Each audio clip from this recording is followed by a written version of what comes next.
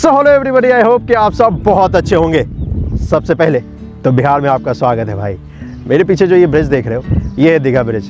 Bridge की खासियत ये है कि इसके नीचे से ट्रेन जाती है और ऊपर से हम और आप अपनी गाड़ियों को दौड़ा सकते हैं। लेकिन आज ब्रिज नहीं दिखाने वाला हूँ। ये जो सामने इस तरफ देख रहे हो, यहीं से स्टार्ट हो रहा है मरीन ड्राइव, जो कि अगले कुछ महीनों में बनकर तैयार हो जाएगा और हम और आप इस पर ड्राइव कर सकते हैं। तो आज आपका भाई यही दिखाने वाला है। वेलकम टू पटना दोस्तों। यहीं से स्टार्ट हो रहा है ये मरीन ड्राइव, इसी जगह से, दीघा से, और फिर हम और आप जा सकते हैं इस तरफ। इसी तरफ मैं आपको लेकर चलने वाला हूँ और दिखाता हूँ कि कितना कुछ काम हुआ है इस पे। वैसे कहा तो ये जा रहा है, बनकर ये तैयार हो चुका है और आने वाले कुछ महीनों में जनता को सौंप दिया जाएगा। तो चलो देर किस बात की, चलते हैं इस तरफ और देखते हैं कि इस पे कितना कुछ काम हुआ है। और हाँ, इस वीडियो को आखिरी तक देखना, क्योंकि बहुत सारी नई चीज़ें आपको दिखाने वाला हूँ और आपको किसी से मिलाने भी वाला हूँ। चलो चलते हैं।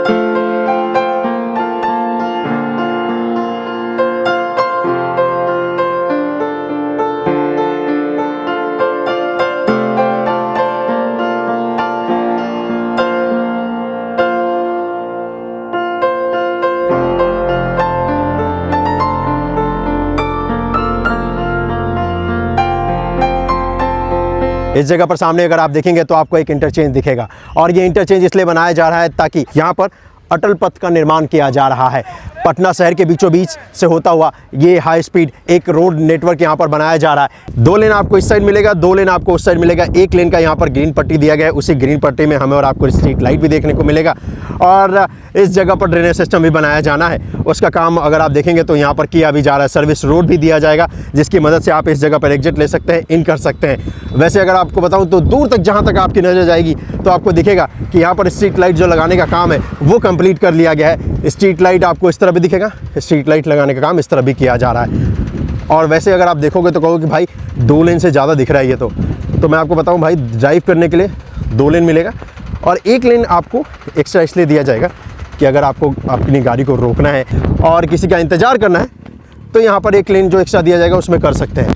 जी हाँ, ताकि ट्रैफिक मूवमेंट में कोई दिक्कत ना आए।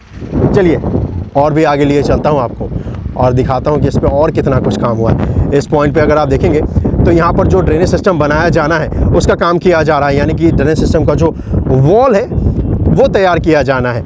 ज़्यादा काम है नहीं ड्रेनेज सिस्टम का, क्योंकि इस तरफ से हमने स्टार्ट किया है और थोड़ा सा ही हिस्सा है जो कि ड्रेनेज सिस्टम का यहाँ पर बनाया जाना है। गाड़ियाँ इस वक्त पे आपको दिख जाएंगी, यानी कि जो लोग हैं वो इसको यूज़ करने के लिए बहुत ज़्यादा एक्साइटेड है, क्योंकि उनको पता है बहुत सारा टाइम सेव करने वाला है। इसी वजह से आपको अच्छी खासी गाड़ियाँ यहाँ पर, बाइक ही सही, छोटी गाड़ियाँ ही सही, लेकिन दिखेंगी ज़रूर, क्योंकि टाइम बहुत सेव हो जाता है जी इसकी मदद से।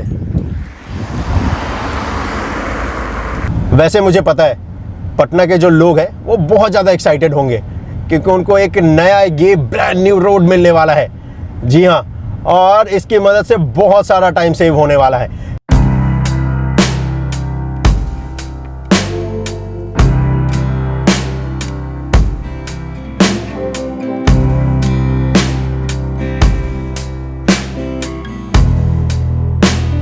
हमने स्टार्टिंग पॉइंट जहाँ से स्टार्ट किया उसके बाद पहला ये ब्रिज देखने को मिलेगा। ब्रिज पूरी तरीके से ये बनकर तैयार हो चुका है। इसके ऊपर अभी ब्लैकटॉप का जो काम है वो किया जाना है और पूरी तरीके से इस ब्रिज का काम कंप्लीट है। यहाँ पर पैराफिट वॉल भी बना लिए गए हैं, लेकिन हाँ, पैराफिट वॉल को भी पेंट करने का काम रह रहा है और साथ ही साथ इस पर ब्लैकटॉप का जो काम है वो भी किया जाना है। दूसरी तरफ का जो लेन है उसको अभी स्टार्ट नहीं किया गया, और खासकर ये जो ब्रिज आप देख रहे हैं, इस ब्रिज पे जो काम किया जाना है ब्लैक टॉप का, उसके पहले यहाँ वाटर प्रूफिंग का जो काम है वो भी किया जाना है। इसी वजह से आपको यहाँ पर जो मैट देख रहे हैं आप, ये ब्लैक कलर का, ये इसीलिए रखा गया है।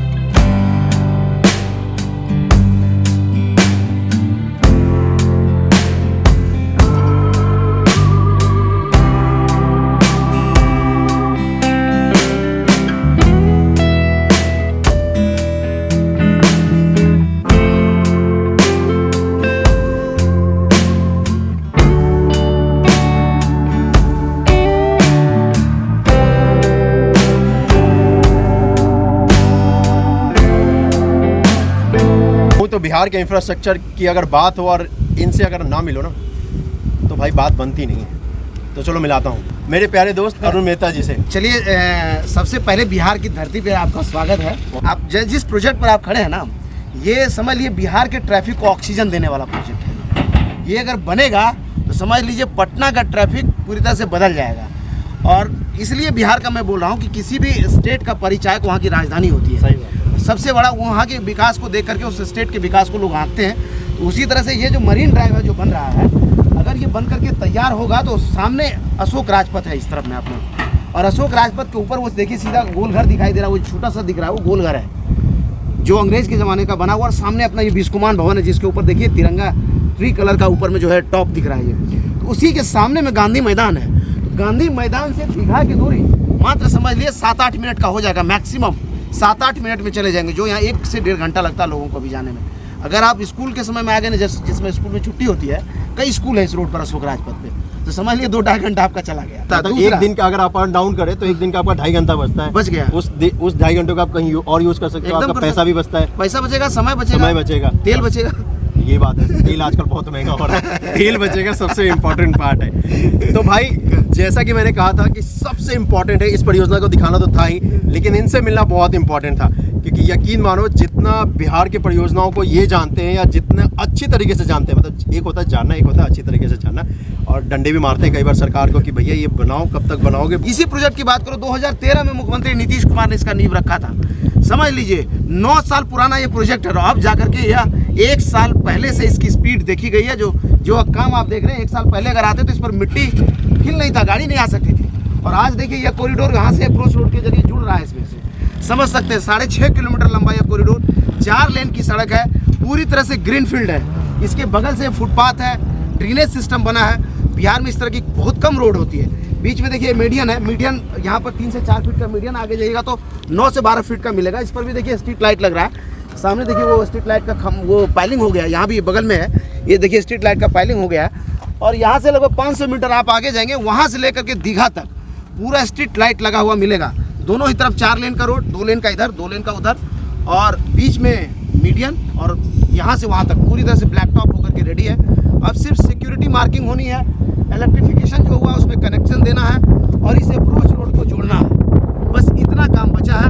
और 30 मई का टारगेट है, समझ लीजिए 30 मई को ओपनिंग हो जाएगी। हाँ, कि देश का ईंधन बचेगा और ये इस रोड पर लोगों का समय भी बचेगा। बंद करके ये आखिरी दौर में समझ लीजिए, काम जो है अंतिम चरण में पहुंच गया। यहाँ से इस तरफ में अगर आप पैन घुमा करके दिखाएं तो ये जो रोड है, यहीं से इसका एलिवेटेड पार्ट शुरू होता है। 20.5 किलोमीटर लंबी ये सड़क है, जिसमें 6.5 किलोमीटर का ये रोड जमीन से होते हुए आती है, और यहाँ से यानी कि वो हाईवे का पार्ट है जो 6.5 किलोमीटर का है। हाँ। हाईवे का पार्ट जिसको हम कहते हैं, अर्थवर्क का, जिसमें काम किया गया, मिट्टी डाल, हाँ, जमीन पर होते हुए आएगी, और यहाँ से एलिवेटेड शुरू हो जाएगा। और ये एलिवेटेड 4 लेन का एलिवेटेड है, यहाँ से लेकर के दीदारगंज, समझ लीजिए पटना सिटी, जहाँ गुरु गोविंद सिंह का बहुत बड़ा सा समझ लीजिए वो है गुरुद्वारा है, जहाँ पूरे पंजाब से लोग आते हैं, तो वहाँ जाम में फंस जाते हैं। उनके लिए भी बड़ा आसान होगा, क्योंकि इसमें कई जगह पे कनेक्टिविटी दिया जाना है। दीघा की तरफ से चलेंगे तो सबसे पहले एलसीटी घाट पर आपको अप्रोच रोड अशोक राजपथ से मिलेगा। दूसरा, जहाँ हम लोग खड़े हैं यहाँ पे अप्रोच रोड मिल रहा है। तीसरा, यहाँ से आगे जाएंगे तो वो जो सामने देख रहे हैं वो टावर जैसा जो खड़ा है, वो पीएमसीएच है, अपना विश्व का सबसे बड़ा अस्पताल होने वाला है सर, पीएमसीएच। आपको नहीं पता होगा, ये बता दे रहे हैं। पीएम के लिए तैयारियां हो रही है, समझ लिए पूरे बिहार वासियों के लिए बड़ी बात है वो। और उसका रीमोडिफिकेशन समझ लिया, कहिए कि दोबारा डेमोलिश करके फिर से उसको एलएनटी बना रही है, और अप्रोच रोड इसको कनेक्ट करेगा। तो सबसे बड़ा चीज़ क्या होगा ना, आने वाले समय में 3-4 महीने बाद पीएमसीएच भी जुड़ जाएगा इससे। पटना का सबसे बड़ा मेडिकल कॉलेज है, सबसे पुराना मेडिकल कॉलेज है। तो जो उत्तर बिहार से पेशेंट आ रहा है वो अक्सर गांधी सेतु पर जाम में फंस जाता है। जैसे आज आप फंस गए थे, आप घूम के आए, अगर ये ब्रिज नहीं होता दीघा वाला, तो फिर तो सामने नहीं आता। बहुत सारे ऐसे लोग हैं, मिलते नहीं, बहुत सारे ऐसे लोग हैं जिसको पता है कि पटना अगर जाना तो आपको गांधी सेतु से ही क्रॉस करना है, तो वो फंस जाते हैं। एम्बुलेंस भी फंस जाती है, और कई लोग हैं जो एम्बुलेंस में फंस जाने के कारण कभी ऑक्सीजन ट्रिप कर गया या ज़्यादा देर हो गया तो वहीं पर दम तोड़ देते हैं। तो वैसे लोगों के लिए अगर आप पीएमसीएच से उधर से भी आएंगे तो वहाँ पर गांधी सेतु पर भी कनेक्टिविटी इसको मिलेगा, और दीघा से भी इसको कनेक्टिविटी मिलेगा। यानी दोनों ब्रिज से 4 से 5 मिनट में आप पीएमसीएच। एक रोड या एक हाईवे बनने से कितना फायदा होता है। लोग कहते हैं कि सिर्फ इंफ्रा पे ही काम हो रहा है, रोड ही बन रहा है, लेकिन रोड क्या करता है वो यहाँ आपको बता रहे हैं। अगर आपका ही कोई जानने वाला एम्बुलेंस में भर्ती होगा, और 5 मिनट में ब्रिज से अस्पताल पहुंच जाएगा 1.5 घंटे की जगह, तो समझ लीजिए उसके जीवन का वो महत्वपूर्ण लगभग 1.25 घंटे का समय बचेगा। इन शॉर्ट अगर बोलूँ तो एक रोड नहीं गुजरता है कहीं से, वो आपका समझिए हमारा आपका फ्यूचर पूरा बनाया जा रहा है उस जगह पर, जो टीम काम करती है या जितने पैसे इंफ्रास्ट्रक्चर पर लगाया जा रहा है। क्यों? क्योंकि आपको उससे रोजगार मिलता है, आपका ट्रैवल टाइम कम होता है। आप अगर बिजनेसमैन हो तो आप बिजनेस में एक्स्ट्रा टाइम दे सकते हो। अगर कोई किसी को कहीं जाना है एक जगह से दूसरी जगह, टाइम कम लगता है, बहुत सारा टाइम सेव होता है, तो डेवलपमेंट खुद ब खुद ही हो जाता है। तो रोड का मतलब यही होता है, हाईवे का मतलब यही होता है कि डेवलपमेंट। अगर आप देखोगे तो इस जगह पे खाली है, हो सकता है आने वाले 5 साल बाद अगर हम और आप इस जगह पे खड़े रहे तो हमें इतनी जगह खाली नहीं देखने को मिलेगी। अरे सर, ये जो जगह है ना, पटना का सबसे बड़ा टूरिस्ट स्पॉट बन करके उभरने वाला है। आज मैं बता दूं, आज से 2 साल पहले इस जगह पर इस कॉरिडोर जहाँ बना कोई आना नहीं चाहता था, अकेला। और आज शाम को आएंगे तो आप गर्लफ्रेंड के साथ, फैमिली के साथ यहाँ घूमते हुए लोग नजर आएंगे, माँ गंगा के साथ अविरत सेल्फी ले रहे होंगे। इस पर से आप जब चलेंगे तो एक तरफ ये देखिए सामने सभ्यता द्वार है, और इस सभ्यता द्वार के किनारे किनारे पटना का खूबसूरत घाट बना हुआ है। तो इस पर से चलेंगे, जब बरसात का समय होगा तो एक तरफ में माँ गंगा अविरल बहेगी और दूसरे तरफ में पटना के खूबसूरत घाट। समझ लीजिए कैसा रोमांचक जर्नी होगा कि एक तरफ में माँ गंगा अविरल बहती हुई दिखेगी, दूसरे तरफ पटना का खूबसूरत घाट, और उसके बीच से आपका यात्रा। तो समझिए चौपाटी जैसा हो गया। अभी आप गांधी सेतु के उस तरफ चले जाइए ना, शाम में जिस तरह चौपाटी पर चौकड़ी जमती है, उसी तरह वहाँ युवा का चौकड़ी जमता है। पूरा बाजार सज गया उधर में गंगा घाट पे, इसी तरह से इस पर से सजेगा। आप दीघा पहुँच जाइए शाम को, दीघा में जो रोटरी बना है, जो आप जहाँ से आप आए हैं, दीघा रोटरी पर पूरा पटना का युवा उमड़ पड़ता है सैटरडे संडे को। एक और चीज़ बता दूँ वहाँ के लिए, भारत का सबसे लंबा फ्लैग तिरंगा जो है उसी जगह पे लगने वाला, उसके लिए हम लोगों ने प्रस्ताव दिया था पथ निर्माण मंत्री को, उन्होंने मान लिया है। और इसी रोटरी के बीचों बीच देश का सबसे बड़ा तिरंगा अपना लगेगा। और आप जब दीघा सेतु से क्रॉस करेंगे तो आपको भी देख करके वहाँ उस छोर से दिखाई देगा, उत्तरी छोर से, कि आपको वहाँ फ्लैग दिख रहा है। तो समझ लीजिए इसका ट्री कलर दिख रहा है और आप ड्राइव कर रहे हो। लेफ्ट हैंड साइड में माँ गंगा, राइट हैंड साइड में ये पूरा सिटी। रात के वक्त क्या अद्भुत नज़ारा होगा जब आप इस पर ड्राइव करोगे।